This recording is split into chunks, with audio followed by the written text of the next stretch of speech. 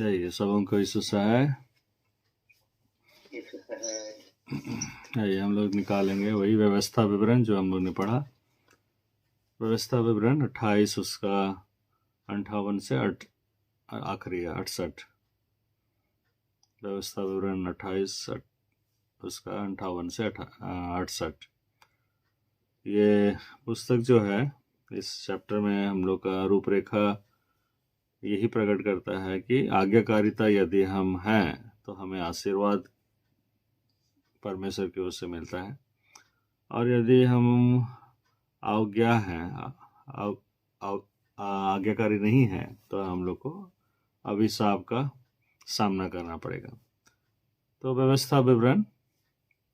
28-58 से वहाँ सारांश के रूप में यही लिखा है, यही पाया जाता है। यदि तुम परमेश्वर की उन सारी शक्तियों का ईमानदारी से पालन, सारी शिक्षाओं का ईमानदारी से पालन नहीं करोगे, तो इस पुस्तक में लिखी है, और यदि तुम अपने परमेश्वर यहोवा के अद्भुत और भययोग्य नाम का आदर नहीं करोगे, तो वह तुम पर और तुम्हारे वंशजों पर असह्य रोग और भयंकर महामारी भेजेगा, जिसे कभी रोका नहीं जा सकता। वह तुम पर एक बार फिर से वे सभी भयंकर बीमारियां लगाएगा जो तुमने मिस्र में अनुभव की थी, और तुम कभी ठीक नहीं हो पाओगे। वह सभी प्रकार के बीमारियां और महामारियां भी भेजेगा जिनका उल्लेख परमेश्वर के नियमों और शिक्षाओं की इस पुस्तक में नहीं है, और तुम नष्ट हो जाओगे। यद्यपि तुम आकाश के तारों के समान असंख्या हो जाओगे, फिर भी तुम में से केवल कुछ ही बचेंगे, क्योंकि तुमने अपने परमेश्वर यहोवा की आज्ञा नहीं मानी। जैसे यहोवा ने तुम्हें समृद्ध बनाने और तुम्हारे संख्या बढ़ाने में प्रसन्नता व्यक्त की, वैसे ही वह तुम्हें नष्ट करने और तुम्हें बर्बाद करने में प्रसन्न व्यक्त करेगा। तुम उस देश से उखाड़ दिए जाओगे जिस पर तुम कब्जा करने वाले हो। तो यही है सारांश उसका, जो कि आज हम लोग देखेंगे, और हम लोग देख भी रहे थे आज का जो व्यवस्था विवरण में हम लोग जिन्होंने पढ़ा। और वहाँ पे हम लोग जब होशे को पढ़ते हैं 7:2 में, तो भी वे नहीं सोचते कि यहोवा हमारी सारी बुराई को स्मरण रखता है, इसलिए अब वे अपने कामों के जाल में फंसेंगे, क्योंकि उनके कार्य मेरी दृष्टि में बने हैं। तो हमारा जो काम है, हमारा जो कामों है, हमको लगता है वो अच्छा है, पर उसी के जाल में फंसेंगे, क्योंकि उनके कार्य मेरी दृष्टि में बने हैं। और इसी रीति से परमेश्वर जो है इजराइलियों को, जिनके साथ में संगति रखते हुए जिसे अपने साथ लिए चल रहे थे, देखने को मिलता है। तो पढ़ते हैं एलैबोरेटली। यदि तू इन व्यवस्था के सारे वचनों का पालन करने में जो इस पुस्तक में लिखी है चौकसी करके उस आदरणीय और भययोग्य नाम का जो यहोवा तेरे परमेश्वर का है भय ना माने। क्या बोलना चाहता है ये लाइन में? यदि तू इन व्यवस्था के सारे वचनों का पालन करने में जो इस पुस्तक में लिखी है चौकसी करके उस आदरणीय और भययोग्य नाम का जो यहोवा तेरे परमेश्वर का है भय ना माने। तो यहाँ पे इस लाइन को पढ़ने पर मेरा एक डाउट हुआ करता था कि सारा इजरायली परमेश्वर यहोवा के अगुवाई में वे लोग थे, और मिस्र में नाना प्रकार की विपत्तियां उनके आंखों के आगे था। वे लोग गोसेन में थे। गोसेन में कोई भी मरी, कोई भी बीमारी, कोई भी प्रकार का उन आश्चर्य कर्म जिससे कि मिस्री लोग उठा रहे थे, उनको उठाना ना पड़ा, परंतु उनको अनुभव हुआ। उन्होंने दूसरा दिन तीसरा दिन में उस सारे हिस्सों को जाके समझा, देखा और उनका रोना विलाप करना को समझा, और समझते हुए उस परमेश्वर यहोवा के विषय में जो कि उनका पूर्वजों का परमेश्वर है उसको अनुभव किया किस रीति से। अभी हम लोग देख रहे थे वेडनेसडे मॉर्निंग इवनिंग प्रेयर में हम लोग का पुष्कर कंडोलना के द्वारा हमारा क्रिस्तान डेरा के विषय में जब बातें हो रहा था तो एलोबरेटली बता रहे थे कि कैसे उस समय काल में जब जर्मनी के उन मिशनरियों का रांची में जब वे थे, दूसरी ओर इंडिपेंडेंस का जो लड़ाई चल रहा था कि किस रीति से हम लोग का महात्मा गांधी से पहले का समय काल में सिपाही म्यूटनी, इसको हम लोग हिस्ट्री में पढ़े हैं अच्छा से। सिपाही म्यूटनी के नाम से हम अपने हिस्ट्री सब्जेक्ट्स में पढ़े, उसको अच्छी रीति से समझे थे और उसको जैसे हम याद है मेरे को। तो वहाँ पे जो गन इस्तेमाल किया जाता था उसमें विद्रोह छिड़ गया इंडियंस लोग का, जो उन लोग मजदूरी के आधार पर उन लोग को ज्वाइन कराए थे, उनका पुलिस डिपार्टमेंट हो या आर्मी डिपार्टमेंट हो, ब्रिटिशर लोग। तो उन लोग इस बात के लिए गुस्सा हो गए क्योंकि उनका बंदूक में चर्बी लगता है बुलेट को स्लिपरी बना के निकलने के लिए उसका बड़ा पाइप से, और इसीलिए वो बुलेट और वो कार्टिलेज जो है उस सब में जो चर्बी यूज करता है वो गाय का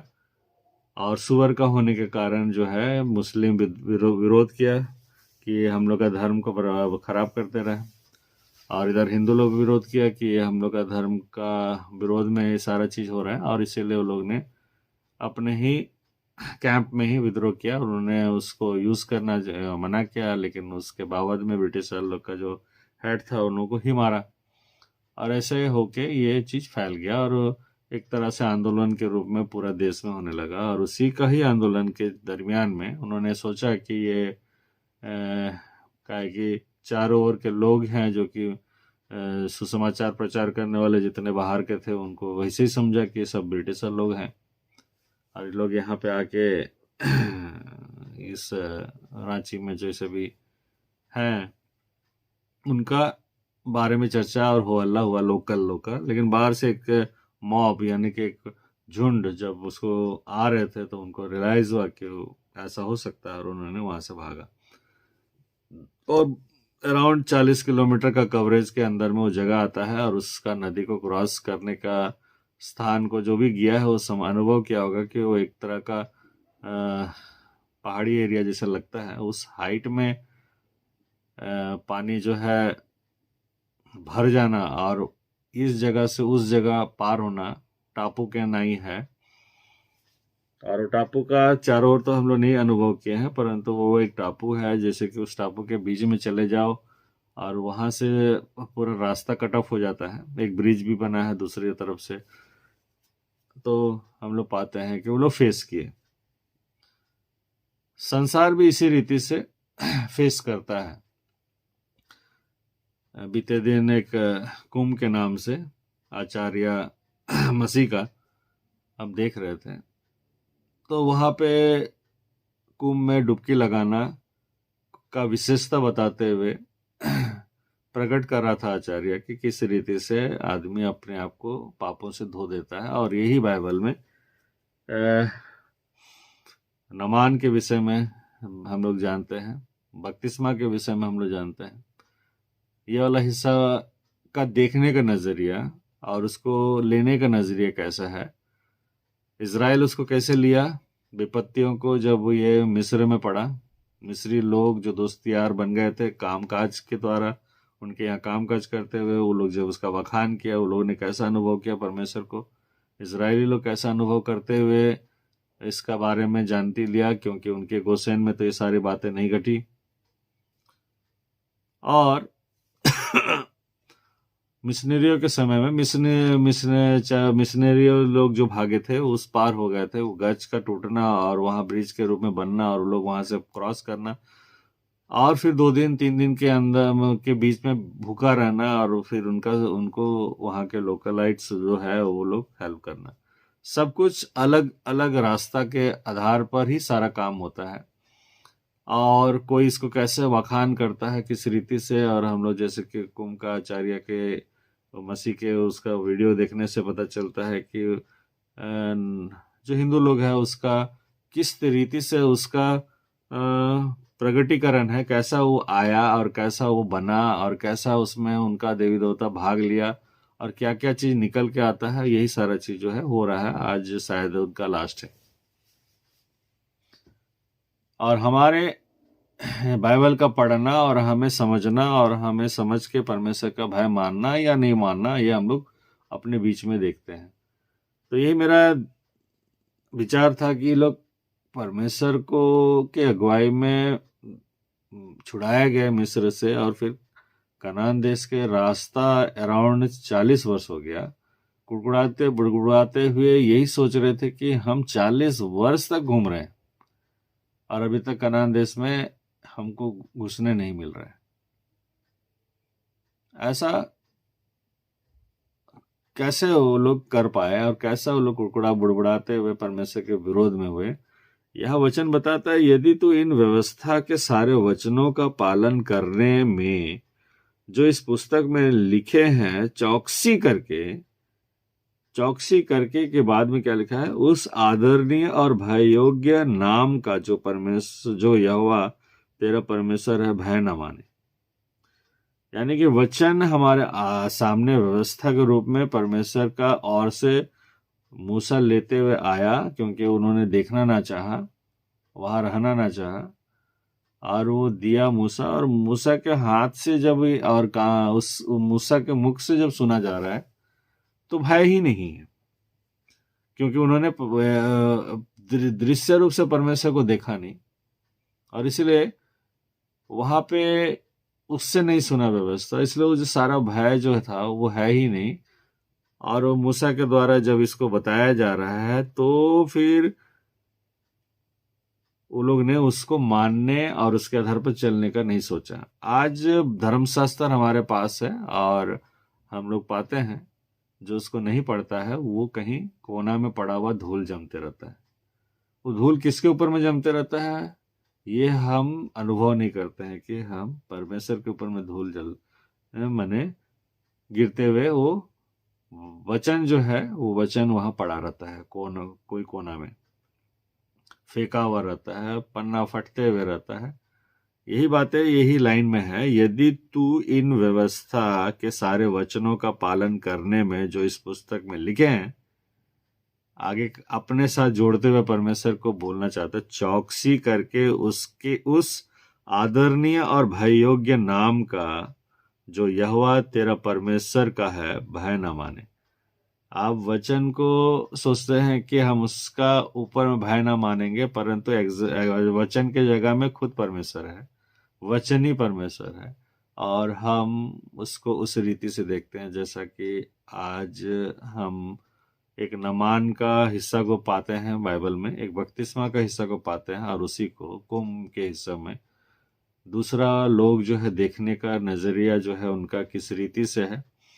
सिपाही म्यूटनी का घटना जो है पूरा पृथ्वी भर में घट रहा था, और उसी बीच में ही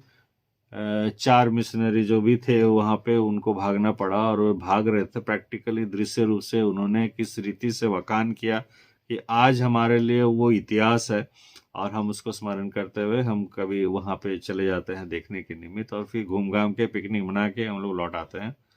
हमारे अंदर में वो डर भय रहता नहीं है कि ऐसा समय में कैसा परमेश्वर उनके लिए मार्ग बनाया,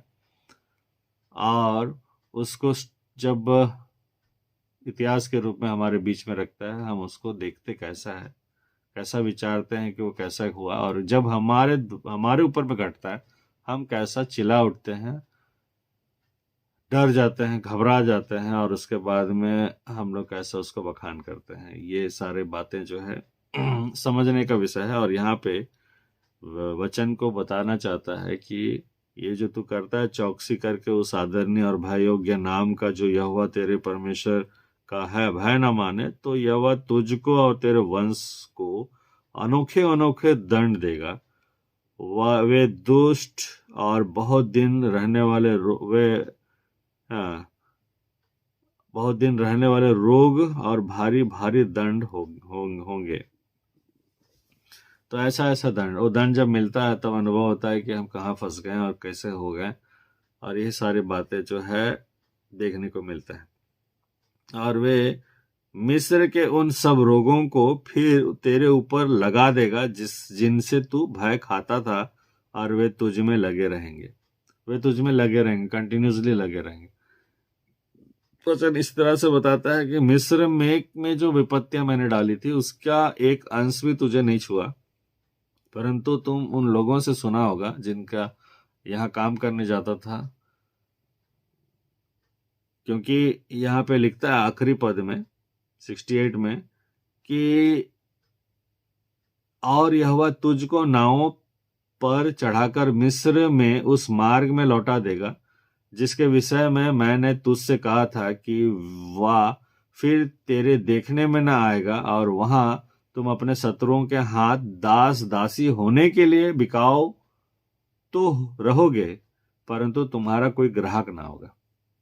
दुनिया से हम लोग कुछ लेना चाहते हैं, उनका हिसाब से वो सीखना चाहते हैं, सीखने के बाद में कंपैरिजन करना चाहते हैं अपने परमेश्वर के साथ में, और फिर बाद में हम लोग सोचते हैं कि वे लोग जो चीज रीति विधि और तौर तरीका और उनका चाल चलन जैसा है हमारा भी वैसा अच्छा लगता है, वैसे झुंड में रहना, वैसे काम करना, उसी रीति का विचारधारा बना के चलना।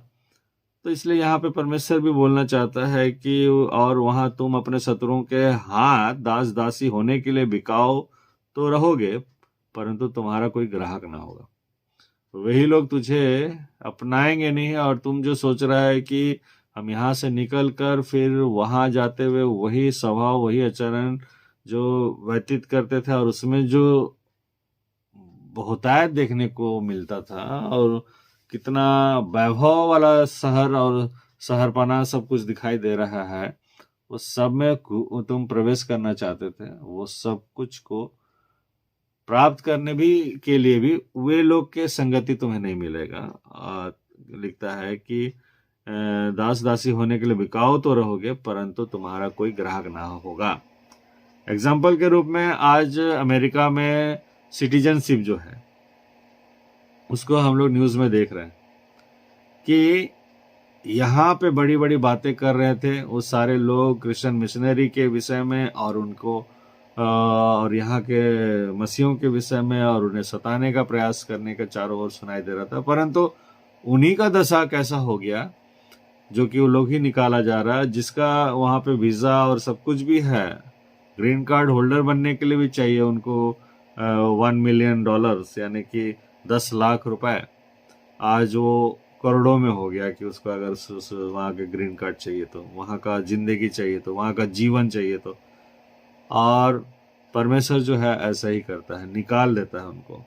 वे लोग बिकाओ होने के लिए, दास दासी होने के लिए रेडी है, परंतु तुम्हारा कोई ग्राहक ना होगा, तुमको चाहने वाला ना होगा। इसी रीति से परमेश्वर का जो हिस्सा है वो ऐसे ही आता है, और ऐसे ही हम जो लालसा रखते हैं दुनिया का वो ऐसा ही करता है। उसका जो है दंड वो यही बोलना चाहता है, तो यहोवा तुझको और तेरे वंश को अनोखे अनोखे दंड देगा।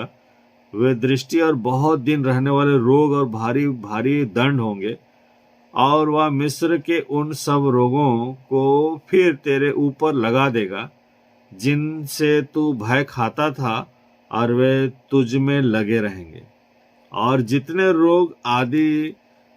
दंड इस व्यवस्था की पुस्तक में नहीं लिखे हैं, उन सबों को भी यहोवा तुझको यहां तक लगा देगा कि तेरा सत्यानाश हो जाएगा। हम लोग सोचते हैं कि एक एक्सीडेंट हो गया, आदमी मर गया, कितना इजी है और यहाँ से निकल जाना इस परिस्थितियों से, परंतु जहां उम्मीद रखा जाता है वो उम्मीद का हमेशा ठोकर खाना, हमेशा मिट जाना, हमेशा एक बोझ में फंसे रहना और बोझ में हमेशा घुटते घुटते घुटते घुटते जीवन व्यतीत करना, ये सारा हिस्सा में प्रवेश कराने का विषय में बोला जाता है कि वे तुझ में लगे रहेंगे और जितने रोग आदि दंड इस व्यवस्था की पुस्तक में नहीं लिखे हैं उन सबों को भी यहोवा तुझको यहाँ तक लगा देगा कि तेरा सत्यानाश हो जाएगा। आप अपने आप को मिटाने का विषय में भी सोच नहीं पाएंगे, ऐसा दंड सब लगाएगा कि वो तेरा सत्यानाश कर देगा। परमेश्वर का ये रूप जो है हम लोग को देखने को मिलता है और संसार इसको देखता है, और इसीलिए संसार के द्वारा उस आशीष मसीह का जो वीडियो निकल के आया है कुंभ के विषय में, वहां पे उन्हीं लोगों का देवी देवता जो बना है वो इसी रीति से उनके जीवन में उतरता हुआ उन लोग देखता है, और उसी रीति से उनका भय खाना और उसमें बने रहना और उसके आधार पर जीवन को व्यतीत करना, और फिर कहना कि हम लोग जो है, हम लोग का जो पुस्तक है, हम लोग का जो हिस्सा है वो यही दिखाता है। परंतु उसी को देखने वाला मसीह जो है वो कैसा है, एक डुबकी लगाता है और 3 बार डुबकी लगाता है नमान, और कैसे वो रोग से बाहर निकल जाता है, माने जीवन उसको मिल जाता है, उसका उद्धार हो जाता है, वो कैसा बाहर निकल कर आता है स्वस्थ होकर। और सिंप्लिसिटी में आज बपतिस्मा जो है किस रीति से हम लोग लेने के द्वारा हम लोग परमेश्वर के साथ में संगति और जुड़े हुए, आज कितना आराम से हम लोग मतलब कि उसमें होके चल रहे हैं, मसीह हो गए हैं। परंतु क्या पहला 58 का में हम लोग जो पढ़ रहे हैं, यदि तू इन व्यवस्था के सारे वचनों का पालन करने में जो इस पुस्तक में लिखे हैं चौकसी करके उस आदरणीय और भय योग्य नाम का जो यहोवा तेरा परमेश्वर का है भय ना माने। ये बातें आज मसीह होने पर हम अपने उद्धारकर्ता प्रभु यीशु मसीह के विषय में ऐसे विचार रखें कि उसी के बलिदान और उसी के क्रूस काट में चढ़ाया जाना और उसको लज्जित करना और उस पर उसके ऊपर थूकना, उसको उसके दाढ़ी नोचना, उसको थप्पड़ मारना, मुक्का मारना, भाले से गोपना, उसको चब्बुक से मारना, ये सारी बातें उतना हल्का है कि हम बाइबल का पुस्तक को हम लोग एक कोना में ऐसे फेंके हुए रहते हैं और हम लोग सोचते हैं कि हम मसीह हैं। हम वचनों को अवॉइड करते हुए संसार के रीति विधि को अपनाते हुए बातचीत करते हैं। समाज के रूप में हम लोग का यही रास्ता निकलने का प्रयास रहता है कि कौन सा सरल वाला मार्ग है, कौन सा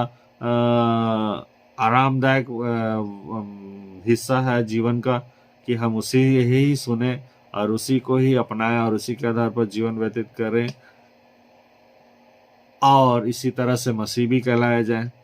यही बातें जो है आज यहाँ पे शिक्षा जो है देखने को मिलता है।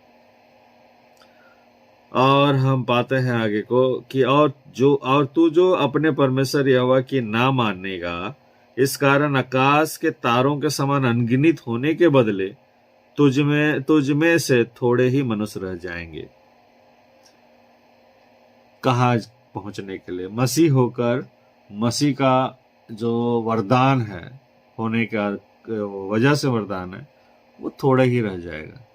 तुम जो अनगिनत है, तुम जो अब्राहम को परमेश्वर का कहना कि मैं तेरे वंश को इन आकाश के तारों को तू यदि गिन सकता वैसे ही बना दूंगा, क्या लगता है कि विश्वास करने वाला विश्वास का पिता बन गया और उसके पीछे हो लेने वाला और उसका वंशज बनने वाला बिना विश्वास का उसका बेटा बेटी कहलाया जाएगा अब्राहम का?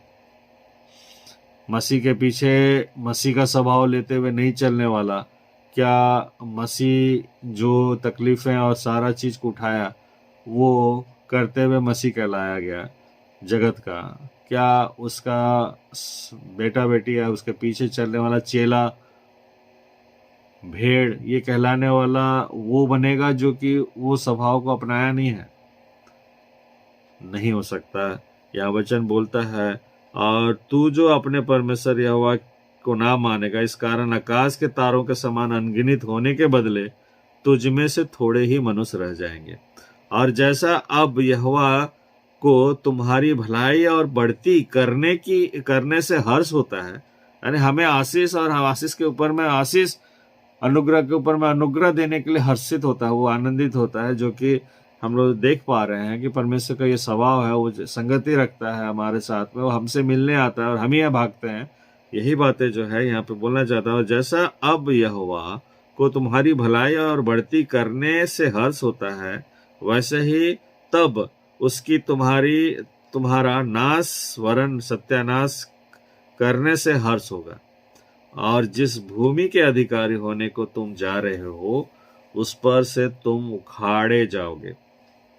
ये है व्यवस्था को पढ़ने से अब एक ठो इमेज फॉर्मेशन होता है, एक ठो दृश्य रूप से एक हिस्सा फॉर्मेशन होता है। जैसे कि हम अगर आशीष मसीह का वो कुंभ वाला जो वीडियो को अगर देखते हैं, तो वहाँ पे देवी देवताओं का बड़ा झुंड है, कैसा वो लोग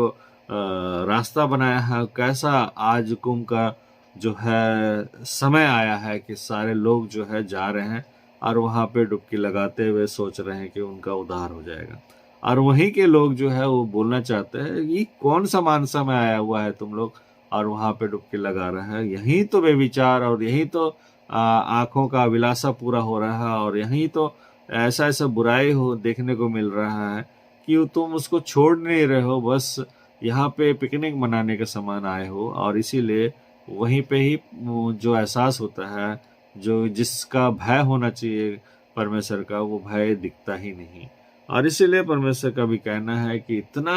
आकाश में तारों के समान जो तुम लोग दिखाई पड़ रहा है, तुम लोग सोच रहे हो कि हम लोग बढ़ रहे हैं, परंतु परमेश्वर का कहना है मैं तो तुम में सत्यानाश कर दूंगा तुम लोग सबका, और थोड़े ही रह जाओगे।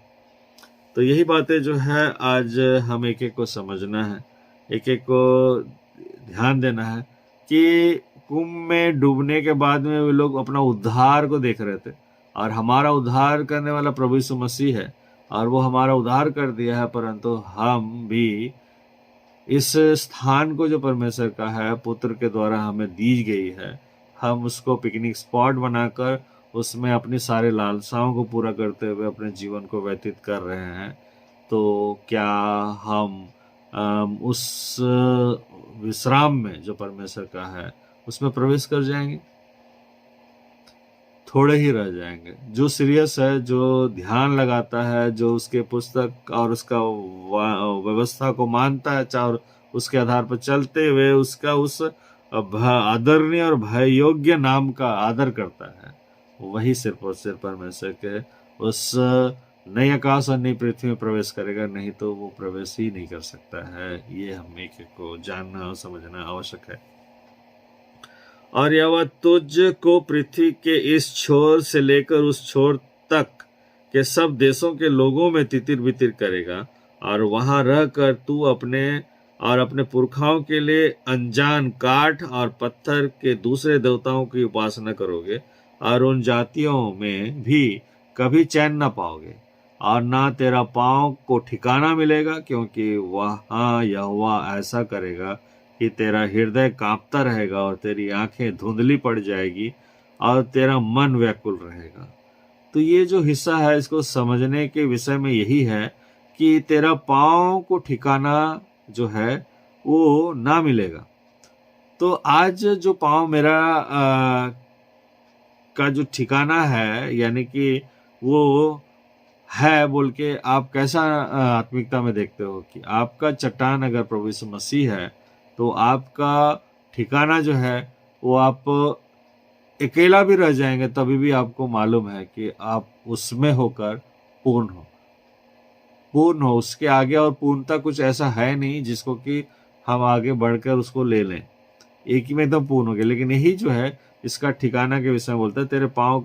को ठिकाना ना मिलेगा, क्योंकि वहां यहोवा ऐसा करेगा कि तेरा हृदय कांपता रहेगा। आज भी मसीहों के जीवन में परीक्षाओं को हम लोग देखते हैं, हमारा कांपता हुआ हृदय है, मतलब कि हम इसके विषय में कैसा विचारें कि ये आया कैसा है, और हमने कैसा परमेश्वर की धार्मिकता को और परमेश्वर का उस आदरणीय और भय योग्य नाम का हमने आदर किया है। हमने जो काम को हमने किया है बीते दिनों में या फिर वो आज तक बना हुआ है, उससे हम निकल पाए हैं कि नहीं, उसको हम लोग छोड़े हैं कि नहीं, उसको हम लोग समर्पण किए हैं कि नहीं परमेश्वर के सामने, उसके लिए हमने परमेश्वर से मन्नत मानी है कि नहीं, कि वो जो बहुतायत को देने के लिए चाह रहा है और हमें हमसे संगति रखने के लिए चाह रहा है, हम उसको क्या लेने के लिए हाथ बढ़ाए, और हमने उसके बाबत में हमने अपने आप को इनकार किया, हमने अपने पुराने वस्त्र फटे फुटे जो भी कुछ था उसको उतार फेंका, जो हमारी धार्मिकता मैले चिथड़े के समान है हमने उतार फेंका। ये बातें जो है ना होने के कारण आज भी मसीह कांपता रहता है, और तेरे आंखें धुंधली पड़ जाएगी और तेरा मन व्याकुल रहेगा, और तुझको जीवन पर नित्य संदेह रहेगा। हमेशा ये संदेह रहता है कि परमेश्वर है भी कि नहीं, तू इतना इतना हम लोग प्रार्थना करते हैं, विनती करते हैं, लगे हुए हैं, और तू सुनता नहीं है। ये अनुभव जो है अगर हम लोग नहीं किए हैं तो हमें भय नहीं है अभी तक, और ये अनुभव अगर है तो हमने अपने ही बुराइयों को देखा होगा अपने घरों में, उस सब को सुधारने के निमित्त और उस सब को उतारने के निमित्त हम लोग ने अपने आप को वैसा बनाकर लाया होगा परमेश्वर के पास में, अपने आप को अर्पण किया होगा, और परमेश्वर उस परिस्थितियों से बाहर निकाला है। तो यहाँ पे लिखा है कि तेरे जीवन का कुछ भरोसा ना रहेगा, तू दिन रात थरथराता रहेगा, तेरे मन में जो भय बना रहेगा, और तेरे आंखों को जो कुछ दिखता रहेगा, उसके कारण तू भोर को आह मार के कहेगा सांझ कब होगी, और सांझ को आह मार के कहेगा भोर कब होगा। और यहोवा तुझको नावों पर चढ़ाकर मिस्र में उस मार्ग में लौटा देगा। तो मिस्र में के लोग कैसे निकल सकता है, मिस्र में के लोग कैसे उस परमेश्वर को और उद्धारकर्ता प्रभु यीशु मसीह को और सहायक पवित्र आत्मा को समझ सकता है। उन्होंने बहुत बड़ा बड़ा ऐसा दुनिया और राज्य को बनाया है। आत्मिकता में हम उस कुंभ के विषय में जब देखते हैं तो हम सोचते हैं कि कैसा बड़ा बड़ा भयानक भयानक हिस्सा से एक जीवन को देखने का विषय में विचार रहे हैं, एक उद्धार को देखने का विषय में विचार रहे हैं, और हम परमेश्वर को कितना सरलता में देखते हैं, उसके पुत्र को कितना सरलता में देखते हैं, कि इतना सरलता बना दिए हैं कि हम उसको कुछ समझने भी नहीं लगे हैं। और जो समझता है इतना भयानक रूप से, वो भयानक भयानक काम करते हुए वहां पहुंचता है, फिर भी वो उसमें बना नहीं रहता है। तो फिर तू कैसा कह सकता है कि हम दास और दासी होने के लिए अपने आप को बिकाऊ भी बना देंगे उनके बीच में, कि वो हम लोग को अपना संगति में ले ले, परंतु तुम्हारा कोई ग्राहक ना होगा। ये परमेश्वर का वचन हमसे कहता है। और यही वचन जो है अगर हम लोग देखते हैं निर्गमन 15:26 में, वहां लिखता है, यदि तू अपने परमेश्वर यहोवा का वचन तन मन से सुने और जो उसकी दृष्टि में ठीक है वही करे, और उसकी आज्ञाओं पर कान लगाए और उसकी सब विधियों को माने, तो जितने रोग मैंने मिस्रियों पर भेजा है उनमें से एक भी तुझ पर ना भेजूंगा, क्योंकि मैं तुम्हारा चंगा करने वाला परमेश्वर हूं। परमेश्वर को अगर हमको समझना और देखना है तो यहाँ पे वो बोलना चाहता है कि मेरी व्यवस्था मैंने उन लोगों को दी, उन्होंने ना माना और वे कनान में प्रवेश नहीं कर पाया। मेरा अनुग्रह मैंने तुम्हें दे के रखा है और तुम उसको उसी रीति से देखते हो कि मुझे अचंभा होता है। तुमको मैंने उकाव का एग्जाम्पल दिया कि तुम ना थकोगे ना श्रमित होगे, वरन तुम दौड़ोगे परमेश्वर के राज में, संसार में नहीं दौड़ोगे। और मैंने पाया दूसरी ओर वही उकाव जो है उसकी चाल मेरे जैसे कि दुनिया को समझ में नहीं आएगा, कि अभी थोड़े समय के लिए मेरे भवन के अंदर है, मेरी चारागाह में है, मेरे सम्मुख है, मुझे अपनाया हुआ है, परंतु थोड़ी देर में वो कहाँ चला जाएगा, दूर। यही बातें हैं जो कि परमेश्वर का कहना है। यदि तुम अपने परमेश्वर यहोवा का वचन तन मन से सुनो और जो उसकी दृष्टि में ठीक है वही करो, और उसकी आज्ञाओं को कान लगाकर और उसकी सब विधियों को मानो, तो जितने रोग मैंने मिस्रियों पर भेजे हैं उनमें से एक भी तुझ पर ना भेजूंगा, क्योंकि मैं तुम्हारा चंगा करने वाला यहोवा हूँ। दूसरा सामुएल 22 का 28 बोलता है, मैंने अपने शत्रुओं का पीछा करके उनका सत्यानाश कर दिया और जब तक उनका अंत ना किया तब तक ना लौटा। किसके विषय में बताता है? दाऊद लड़ रहा है किसी शत्रुओं के पीछे ना, परमेश्वर बोल रहा है मैंने अपने शत्रुओं के पीछे पीछा करके उनका सत्यानाश कर दिया। ये सारे जो लोग हैं जो कि उनके सम्मुख व्यवस्था रखी गई, सारे जो लोग हैं जो परमेश्वर का वो सारा अनुग्रह और ये सुरक्षा को लेते हुए आराम से निकल गए, वो क्या विचारते हुए निकले कि वही मिस्र में जो भी देखने को मिल रहा था, आनंद करने का मिल रहा था, वो सारा चीज को यहाँ परमेश्वर के छाया में रहते हुए यही सब चीज किया जाएगा। यही सब चीज को करते हुए कहोगे कि यही है नया जीवन ना। और इसलिए परमेश्वर कहना है कि मैं उनका सत्यानाश कर दिया और जब तक उनका अंत ना किया तब तक ना लौटा। तो यही बातें हैं जो आज मसीह लोगों के बीच में परीक्षा और ये सारा चीज आने के द्वारा वो आज जो कुछ भी हम लोगों ने पढ़ा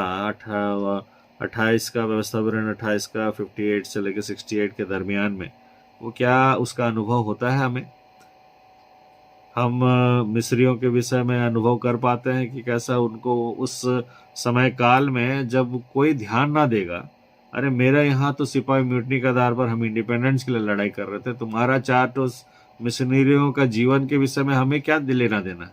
परंतु ये 4 मिस्रियों के वजह से आज पूरा का पूरा छोटा नागपुर में जो संख्या उठ के खड़ा है परमेश्वर के राज्य के लिए, यही सबसे बड़ा इंपॉर्टेंट और इसी पर ही परमेश्वर का दृष्टि है। सिपाही म्यूटनी का जो बड़ा हिस्सा जो देखने को मिल रहा था संसार भर में, वो संसार दिखाना चाहता था, उसमें हम लोग नहीं उलझे हैं, उसके विषय में हमने हिस्ट्री बनाकर उसे भूल गया है। परंतु जो हिस्ट्री हमारे मसीह के राज में प्रवेश करने के विषय में थी, उस पर हम लोगों को ध्यान देना चाहिए एक मसीह को। परंतु हम मसीह जो है उधर बड़ा बड़ा हिस्सा को देखने का प्रयास करते हुए हम खो जाते हैं, परमेश्वर के राज से दूर हो जाते हैं। परमेश्वर का व्यवस्था का किताब को हम लोग उधर कॉर्नर में फेंक देते हैं, रख देते हैं, उसमें धूल जमते रहता है। और हम उस परमेश्वर को जो इतनी बड़ी बड़ी बातें और इतनी बड़ी बड़ी आशीषें हमारे लिए ठहराया गया है, वो ठहराता है, हम उस पर चित नहीं लगाते। याकूब 1:2 कहता है, धन्य है वह मनुष्य जो परीक्षा में स्थिर रहता है, क्योंकि वह खरा निकलकर जीवन का वह मुकुट पाएगा जिसकी प्रतिज्ञा प्रभु ने अपने प्रेम करने वालों से की है। ये व्यवस्था, ये अनुग्रह, ये सब कुछ किसके लिए देकर रखा है परमेश्वर? पूरा जगत में से निकाल कर हम एक एक को अपना चारागाह में रखते हुए सारा चीज को देने का प्रतिज्ञा और हमारे लिए ठहराया है। और हम है कि हम संसारिक लोगों का इतिहास और उनका जो भी कुछ है उसको हम लोग ध्यान देते हुए हम लोग सोचते हैं वहाँ बहुत बड़ा बड़ा चीज है, वहाँ बड़ा बड़ा देवी देवता है, बड़ा बड़ा अनुभव रखने वाले लोग हैं। और उसमें वो लोग पढ़ के आज क्या हुआ, कौन जो है वो बोलना चाहता है कि किसका दशा है जो बोलना चाहता है कि हम उन अपने मने उन लोगों के हाथ में दास और दासी होने के लिए, बिकाऊ बनने के लिए भी रेडी है, परंतु तुम्हारा कोई ग्राहक ना होगा। क्या हुआ आज अमेरिका में, क्या देखने को मिल रहा है आज के समय में? जो परमेश्वर के विरोध में लड़ाई करता है, परमेश्वर क्या वहां से बड़ा सा त्रिशूल और बड़ा सा तलवार से फेंकेगा स्वर्ग के ऊपर से और नीचे आसमान से ऊपर से फेंकेगा और नीचे सारे बैरी जो है मर जाएंगे। वो ऐसा मारेगा कि वहां लिखता है कि तुम निश्चित रूप से क्या हो जाएगा, पूरी रीति से थरथराता रहेगा और तेरा जीवन का कोई भरोसा ना रहेगा और तेरा सत्यानाश हो जाएगा। और इसी तरह से वो सत्यानाश करता है। उस सत्यानाश में पढ़ने वाले लोगों का जीवन को अनुभव करके देखिए कि उन्होंने क्या कुछ किया था और कैसा चल रहा था, जिसके कारण जो है उनको ये सब कुछ को देखना पड़ा। उन मसीहों के विषय में देखिए जो कैलिफोर्निया में घटा था, वो लोग ने सोचा कि ये जो मसीह का जो रौंदा जाना ये उसके जीवन में है ही नहीं। वो लोग बहुत पैसे वाले हैं और उसी के आधार पर वो लोग मसीह बनते हुए जीवन को व्यतीत करेंगे। और उनका क्या हुआ, एक ही रात में सारा जो खुद बच गए, लेकिन एक ही रात में वो सारा का सारा प्रॉपर्टीज जो है वो पूरा जीरो हो गया। माने कि हम बिकाऊ होने के लिए तैयार है ताकि हमारा ग्राहक बने, और वो ग्राहक जो है उन लोग ग्राहक होने के लिए भी वो लोग नहीं लेता है। सारा धन दौलत एक मसीह लोगों का पूरा खत्म हो गया, पर वो जीवित हैं क्योंकि उनके लिए अभी भी अनुग्रह का समय थोड़ा बचा है जिसमें कि अपने आप को फेर लें। और परंतु उनके लिए जो कि वो मसीह नहीं है, उनका उनका हिस्ट्री और उनका इतिहास उनको जो बड़ा बड़ा चीज दिखाता है, उनको एकदम निचला स्थान में ले आया कि वो लोग ग्राहक होकर वहां चल रहे थे, एंजॉय कर रहे थे, मसीह लोगों का विरोध में सिंह उठा रहे थे, और परमेश्वर उन्हें वैसा मारा कि वे अब फंस गए हैं कि वो कैसा इस संसार में जो कि उनका बनाया हुआ है उसी में वो लोग जी नहीं पाएंगे अब। वादों का दावा करना कई मसीहों के लिए एक लोकप्रिय विचार है। माने कि हम लोग जो ये व्यवस्था विवरण को पढ़ने पर वहां परमेश्वर का जो आशीष को देखते हुए हम लोग का विचार जो है, हर बिलीवर्स लोग का यही रहता है कि यहाँ पे परमेश्वर जो है बहुत सारा आशीष देने के लिए है, हम लोग रेडी है। और इसीलिए क्या करता है, कुछ लोग व्यवस्था विवरण 28 के आशीर्वाद जैसे अंशों को देखते हैं और इससे अपने लिए दावा करते हैं। एग्जाम्पल जो है 28 का 12-13 में जो हम लोग ने पढ़ा, यहोवा तुम्हारे लिए अपनी आकाश से उत्तम भंडार को खोल देगा ताकि तुम्हारी भूमि पर समय पर वर्षा हो और तुम्हारे हाथों के सारे कामों पर आशीष हो, और तुम बहुत सी जातियों को उधार दोगे परंतु उधार ना लोगे, और यहोवा तुम्हें सिर बनाएगा पूंछ नहीं, और तुम केवल ऊपर जाओगे नीचे नहीं, यदि तुम अपने परमेश्वर यहोवा की आज्ञाओं को मानो तो जो मैं आज तुम्हें सुनाता हूँ और उनके अनुसार करने की चौकसी करो। यहाँ ये वचन जो है 28 का यही चैप्टर का 12 से 13 में मिलने को मिलता है कि परमेश्वर कितना बड़ा बड़ा आशीष देगा, आकाश के झरोखे को खोल देगा और तुम इतना धनवान बन जाओगे, इतना ये हो जाओगे, आशीषित हो जाओगे कि तुम उधार दोगे, तुम परंतु उधार ना लोगे,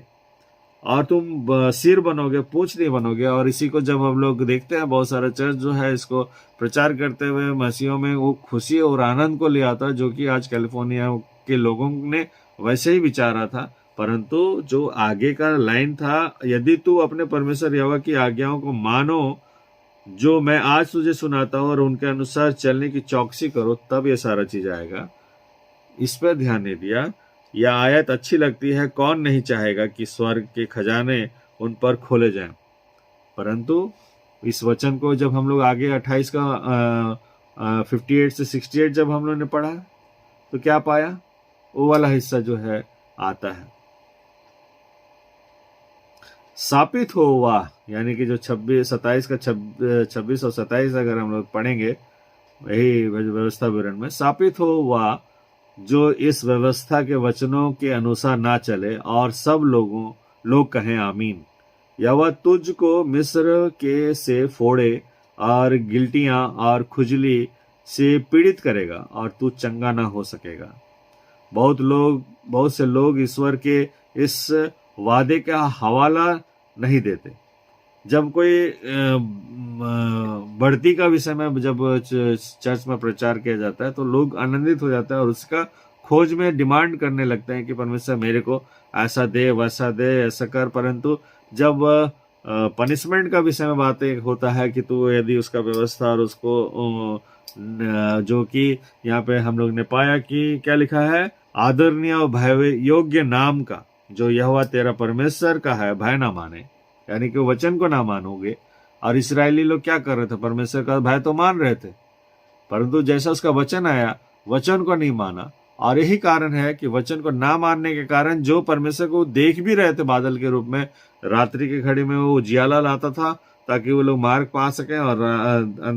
दिन के समय में वो बादल उनको छांव देता था ताकि वे धूप से उनको तकलीफ ना पहुंचे। और इस तरह से वो लोग परमेश्वर को उस रीति में देखते थे, परंतु उन्होंने उसका वचन को, उसका आज्ञा को पालन ना करते हुए इनकार किया। और यही बातें जो है उस टाइम में समझ में नहीं आता था कि ये लोग देखते हुए भी परमेश्वर को क्यों से भयभीत नहीं हुए और कुड़कुड़ाने बुड़बुड़ाने लगे। हमारे पास में भी प्रभु यीशु मसीह का उस उद्धार को हम लोग देख रहे हैं और हम लोग अनुभव नहीं कर रहे हैं, और हम लोग अपनी परिस्थितियों में रोते हैं जब तो प्रभु यीशु मसीह भी रोता है कि मैंने मार्ग बना दिया इनके लिए, परंतु इन्होंने उस मार्ग की ओर दृष्टि नहीं बनाते हुए संसार की ओर ध्यान देते हुए, संसार में जीविका चलाने हेतु मन लगाते हुए आज अपने ही घरों में रोने और विलाप करने का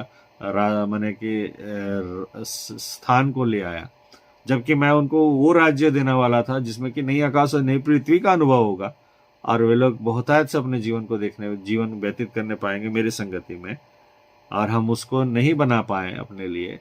और हम कैसे उस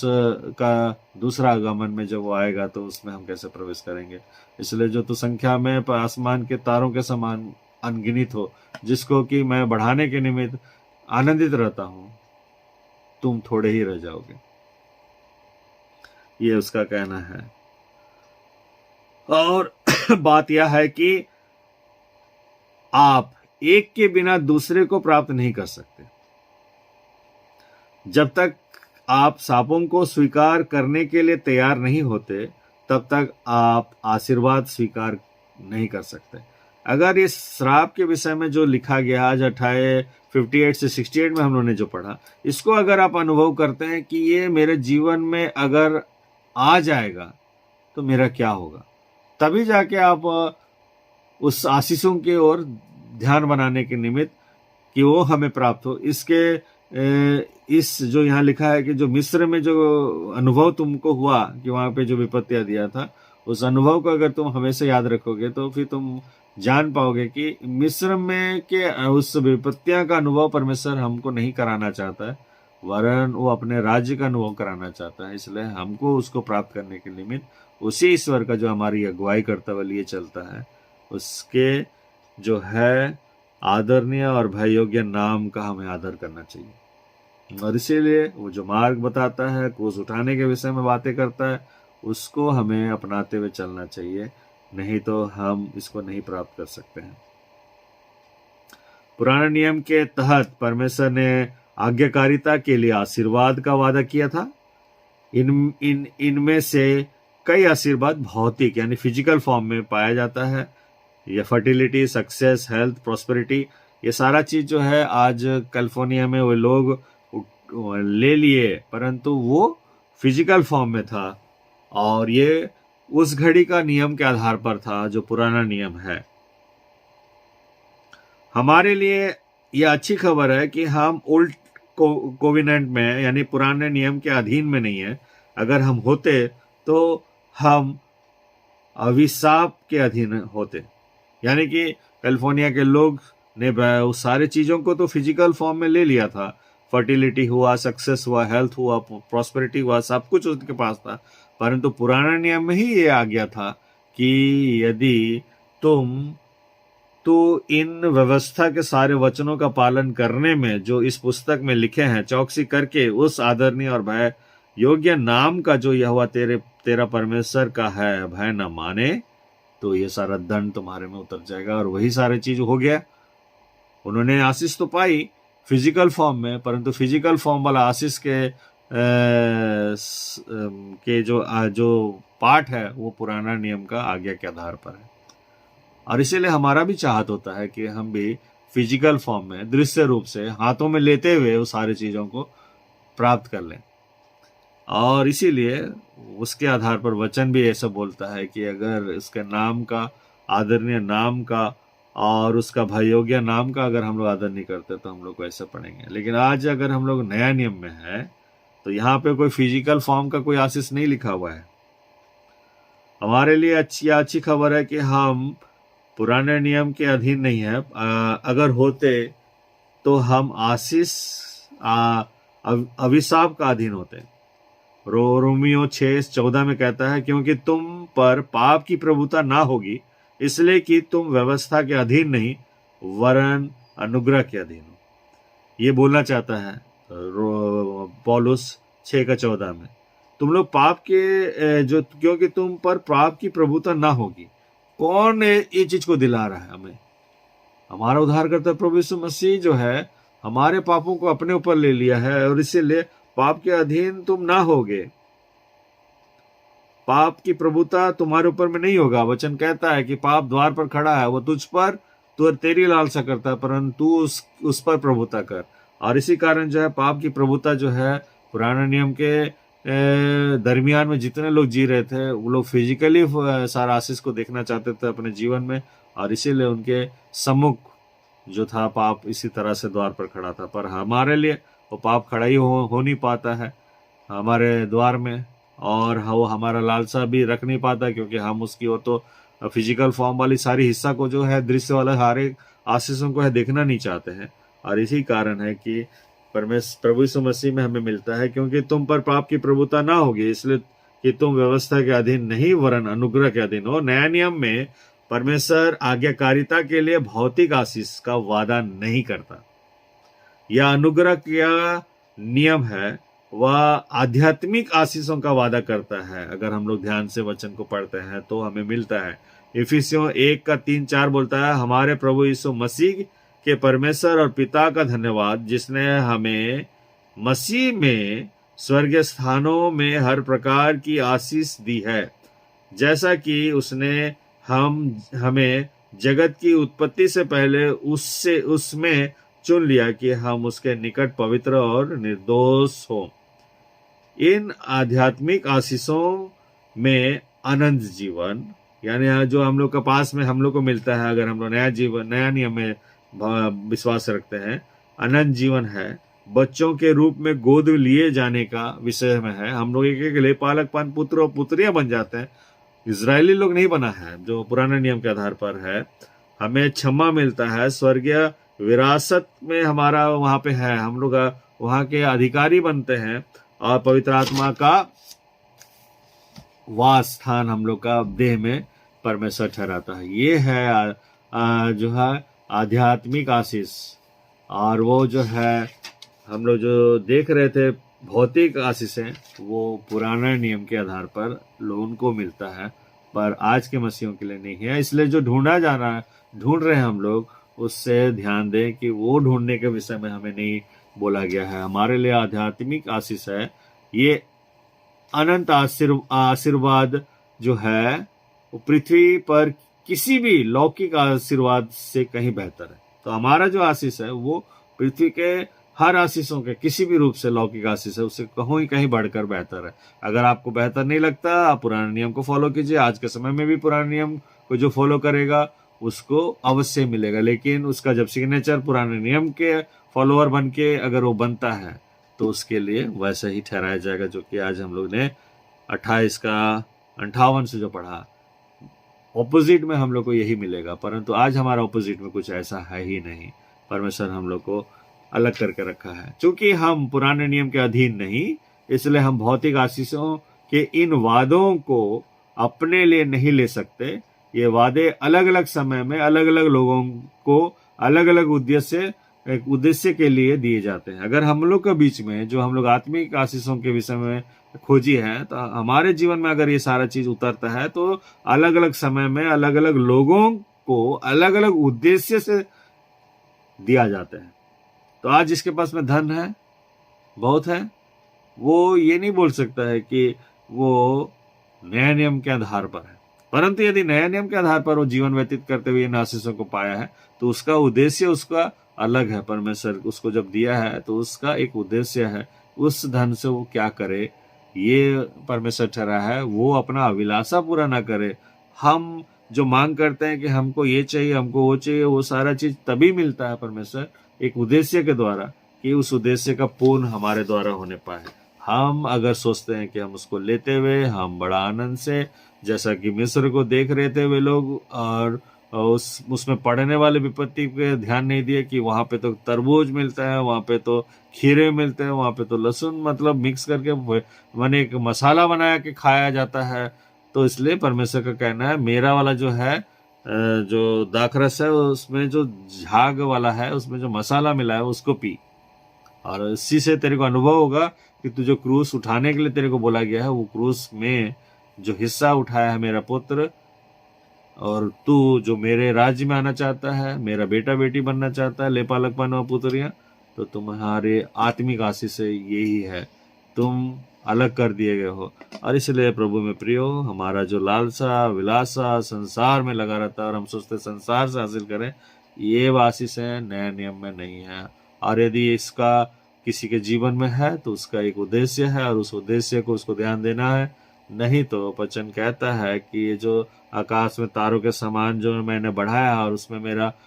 उत्सुकता रहता है कि तुम लोग बढ़ो, फूलो फलो बढ़ जाओ, वो मेरे राज में प्रवेश करने टाइम में उतना हिस्सा नहीं होगा। वो थोड़े ही रह जाएंगे जो कि उसमें प्रवेश करेगा। इसलिए थोड़ा के जगह में आप और मैं रहना चाहते हैं तो हमें वचन को ध्यान देते हुए, उसके आधार पर चलते हुए, परमेश्वर को प्रसन्न करते हुए, उसका बाइबल, उसका धर्मशास्त्र उसी का ही हिस्सा है। वचन ही परमेश्वर है और इसलिए वचन को हमेशा इधर उधर फेंकते हुए, अवॉइड करते हुए, उससे दूरियां बनाते हुए अपने जीवन को व्यतीत ना करें। नहीं तो संसार आपके सम्मुख आ जाएगा और फिर आपका धर्म व्यवस्था जो है, जो खुद परमेश्वर है, वो दूर हो जाएगा। तो फिर जो राज्य उस कुंभ का उस आशीष मसीह जो ने दिखाया संसार उसको लेके चला है, उनका तो कोई उद्धार नहीं हो पाया, वरन वे नष्ट हो गए। उन्होंने चाहा कि वो जो है मजदूरी के रूप में रखाया जाए, बिकने के लिए भी कगार में भी वो लोग को ग्रहण किया जाए, परंतु उनका कोई ग्राहक ना होगा। हमारा भी कोई ग्राहक, अगर वो रास्ता जो हम ले चलने का प्रयास करते हैं, हमारा भी कोई ग्राहक नहीं होगा। परमेश्वर इस वचन में हम एक को अगुवाई करे कि हमारा ध्यान अगर संसार में, संसारी वस्तुओं में और मिस्र में का जैसे वो लोग के दरमियान में एक एग्जाम्पल रखा और हमने सोचा हम कब लहसुन को खोज रहे हैं, हम सब कब खीरा को खोज रहे हैं, हम कब तरबूज को खोज रहे हैं। हमारा तो खोज सोना चांदी है, हमारा तो खोज संसार में वो फ्लैट्स हैं, जमीन है, वगैरह वगैरह है जो कि हम सोच रहे हैं। तो वचन पतरस जैसा बोलता है और वो यूहन्ना जैसा बोलता है, आपका पौलुस जैसा बोलता है, सोना और चांदी हमारे पास नहीं है, जो कुछ हमारे पास है वो मैं तुझे देता हूँ। ये हिस्सा को अगर हम लेना नहीं चाहते हैं तो फिर संसार में आप पुराने नियम के आधार पर जी सकते हैं, वो भी आपको प्राप्त हो जाएगा। लेकिन परमेश्वर का जो वचन है उसके आधार पर उसका जो कहना है, क्योंकि अगर हम उस विपत्तियों को जो मिस्र में है और जो ऐसा नया नया विपत्ति जो हम लोग अगर खुद के जीवन में अगर हम लोग उसको होता हुआ देख रहे हैं, तो समझ के रखिए कि हमारा पांव उस चट्टान में नहीं है जो कि हमारा उद्धारकर्ता प्रभु यीशु मसीह है। और इसीलिए आवश्यक है कि आपको उसका भय मानना जरूरी है, परमेश्वर पिता का, उस अनुग्रह को नहीं लेते हुए। और यदि वो चलते हैं तो उसका आनंद लीजिए, एंजॉय कीजिए, क्योंकि गिनती का कुछ आदमी लोग हैं जो कि लड़ाई करते हुए स्वर्ग में प्रवेश किए हुए, परंतु अनुग्रह में प्रवेश करने वाला अनगिनत है। और अनुग्रह वाला जो प्रवेश करने वाला जो है भौतिक आशीषों को नहीं लेता। आइए प्रार्थना करें। धन्यवाद धन्यवाद धन्यवाद देते परमेश्वर पिता, आपकी अनुग्रह दया में हम परमेश्वर पिता पाए जाते हैं। इस कारण आप अपने डैनों तले हमारी सुरक्षा करते हो, रात्रि घड़ी में किए, और हम सबके भला चंगा आज एक नए दिन में पहुंच पाए। आपकी महिमा हम करने हेतु इकट्ठे हो पाए, और निश्चित रूप से आपकी इन आत्मिक आशीषों को हमारे बीच में तो रखता है कि परमेश्वर पिता ये बातें जो आज हमने पाया, परमेश्वर पिता व्यवस्था विवरण हाँ परमेश्वर पिता 28 का 58 में ये पहले पद में तूने बताया कि मेरी व्यवस्था को जो नहीं मानता वो मुझे, हाँ परमेश्वर पिता, इनकार करता है। मुझे, हाँ परमेश्वर पिता, अपने संगति में नहीं लेना चाहता है, और जो मेरे संगति में नहीं आता तो मेरा सिरजा हुआ वो नहीं है, मेरे स्वरूप और समानता में वो नहीं है। और इसीलिए वो जो हिस्सा को खोजता है वहाँ अंधियारा है, रोना और विलाप करना है। परमेश्वर पिता उस हिस्सा को वो प्राप्त करता है। और इसी कारण परमेश्वर पिता इन बातों को सुनते हुए, सीखते हुए हम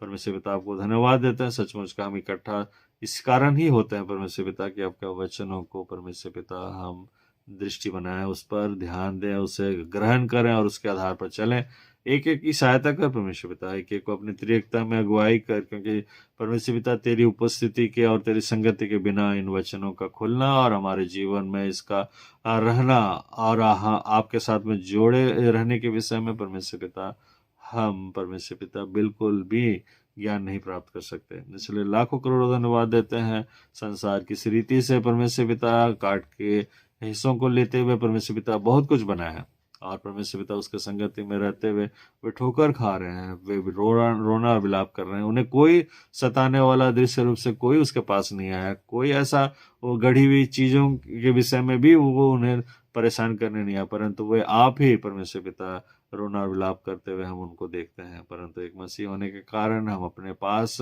उस शांति और आनंद को देखते हैं जो कि परमेश्वर पिता तेरे वचनों को पढ़ने पर हम तेरी संगति का अनुभव करते हैं कि तूने अब तक लो हमें उस संगति में चलाया है, जिसके कारण हम ऐसा भला चंगा एक दूसरे को देख पा रहे हैं। होने दे परमेश्वर पिता कि हम यही बातों का अनुभव करें कि आज हमारा परिवार सब कोई भला चंगा है और सब कोई इकट्ठे घर में रहते हैं, परंतु हम इकट्ठे परमेश्वर पिता आपको धन्यवाद देने के निमित्त मॉर्निंग प्रेयर में परमेश्वर पिता, चाहे हम इसमें शामिल ना होने पर भी अपने मध्य में परमेश्वर पिता एक साथ होकर नहीं बैठते, एक साथ होकर आपको धन्यवाद नहीं देते। इस कारण ये सारी परिस्थितियां जो परमेश्वर पिता हम उठा रहे हैं परमेश्वर पिता, वही मिस्र में उन विपत्तियों का वहां पे उतारना और उसके अलावा और बहुत सारी बातों का जो कि आज वचन के माध्यम से हमने सुना परमेश्वर पिता हमारे बीच में देखने को मिलता है। तो हमें स्वर्गीय बुद्धि ज्ञान से भर दे और पवित्र आत्मा की सहायता कर कि हम परमेश्वर पिता दृढ़ का हो सके अपने में, और परमेश्वर पिता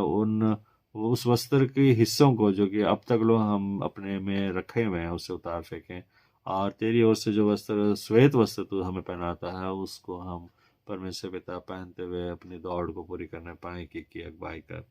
परमेश्वर पिता जो लाइव में है, ऑनलाइन में परमेश्वर पिता जो यूट्यूब में पाई जाती है, वो सबको भी आपके हाथों में सौंपते हैं। उनकी भी सहायता कर,